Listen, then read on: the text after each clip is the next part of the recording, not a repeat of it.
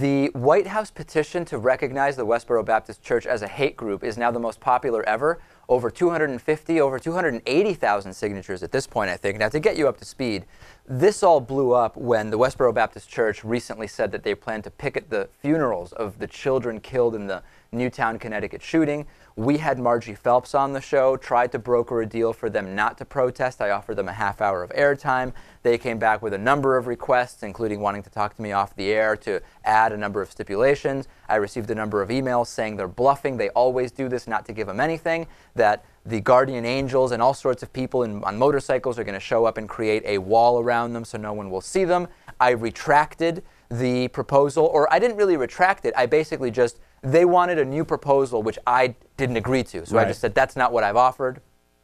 Now we have this petition, and the most popular petition ever. My question is, 25,000 signatures is the threshold after which the White House will respond to petitions. Mm-hmm. We've passed that more than 10 times over. What is the response? I've not yet heard any responses to the petitions, including the secession ones or anything.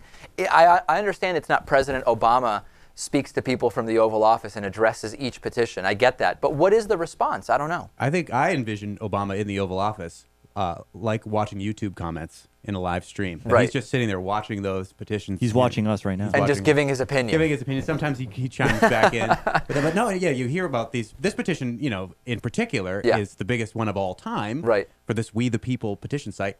Who knows is it legally binding? Is somebody forced then to have to look at it? I have no idea where it goes. There's another interesting petition which is being boosted by this main petition, which is to remove the tax-exempt status of the Westboro Baptist Church, which is insane that they still have, and that so many of these churches that are doing clear political advocacy in violation of the nonprofit church guidelines.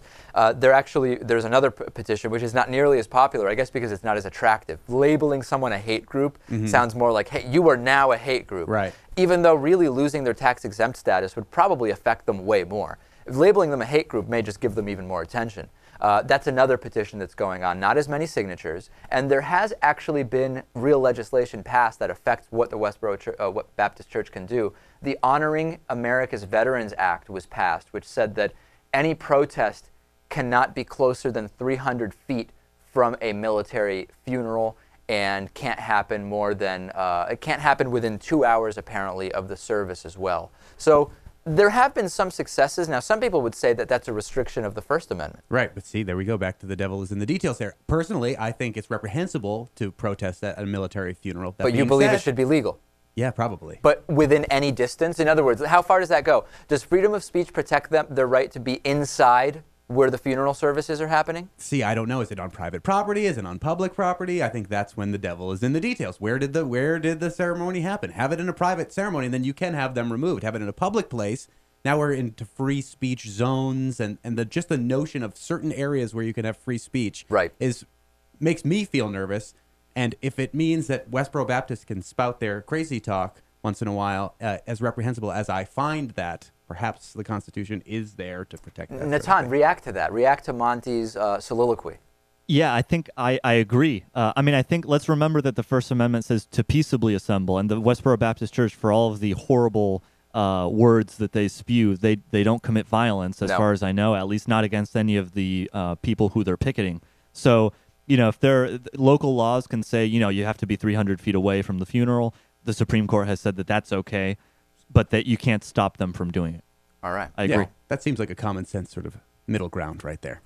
There we go. I think, and generally I agree with you guys. I really have, what is the limit? In other words, I guess when it doesn't become peaceful. Well, here's what makes me a little nervous. Look at Russia and Pussy Riot. They go into a church, and now they believe that church is the mouthpiece of Putin, and they get arrested and are in Siberia somewhere now because they violated the free speech zone, and they've probably offended lots of those churchgoers right there. Right, so the question is, do we want members of the Westboro Baptist Church in a Siberian prison? That's the question for the audience. Yes, we do. That's not the exact question. Maybe that's not the point you were... Let's bring Vladimir Putin into this discussion and see what he would do with Westboro. Americans won't be allowed to adopt Russian kids. That's the new story today. That is a story, yeah. All right, on today's bonus show, we will talk about police looking for a 7-foot-tall robber on Chicago subways. His head almost hits the ceiling.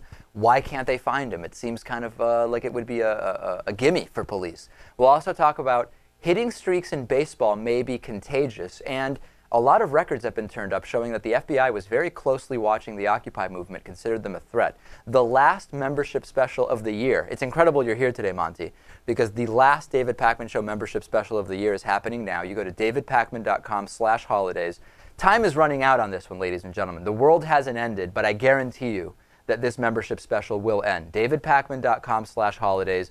We'll take a break. A lot more stories coming up, including Dennis Campbell's top 10 international stories of 2012. Exciting stuff and a big announcement. Stay tuned. The David Pakman Show at davidpakman.com.